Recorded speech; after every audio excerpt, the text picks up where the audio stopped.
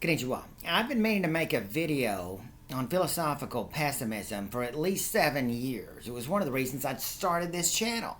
But, never got around to it. But I feel under the gun to do it now because of the True Detective Season 4 season is almost ending. And even though this video is not going to be about that, the reference to the first season True Detective may get a little old one day. 10 years ago, now the hot mess that is season 4, you don't even need to worry about because basically Jodie Foster is sexually assaulting and harassing all the men on the North Shore of Alaska. And Jodie Foster is now a senior citizen. It's pretty disgusting. I mean, no means no, Jodie. I mean, that girl needs to take her milquetoast and go to bed. But it's terrible. It's like, and the whole plot is like Scooby-Doo episode. Did the mine owners do it? Is it supernatural?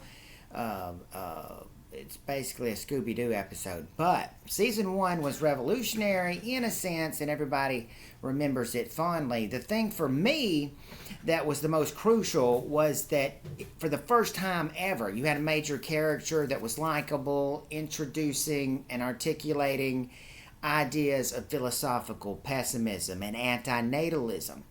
And when I saw that, I thought, oh my God, this is going to start a trend, and everyone in America is going to rush out and buy copies of Arthur Schopenhauer's The World is Will and Idea and his essays. This is my sun-bleached Florida copy. And his essays and aphorisms, sometimes published as the Pessimist's Handbook.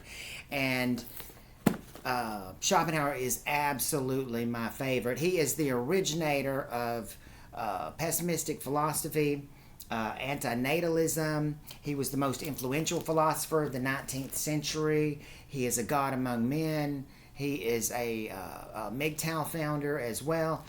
But sadly, 10 years on, people have not made Schopenhauer fly off the shelves, even though doomerism and doom scrolling and philosophical pessimism is bigger now, definitely, especially if you count the YouTube. The majority of people, vast majority, aren't going to have anything to do with it because they are deluded optimists, extroverts who maintain a lot of unconscious cope and delusions that tell them that life is something that it's not. And you can't win those mass of people over to pessimism. People's brains are all in a different groove, and when you go down the path of finding truth, you go down a solitary path, and it'll leave you by the side of the road with your truth and only your truth.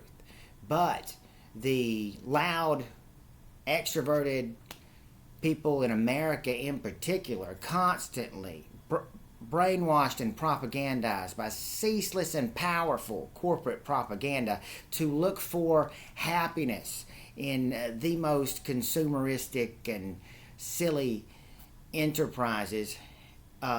It's a land where they'll never stop and consider that happiness is an illusion and only pain is real, as Schopenhauer would say.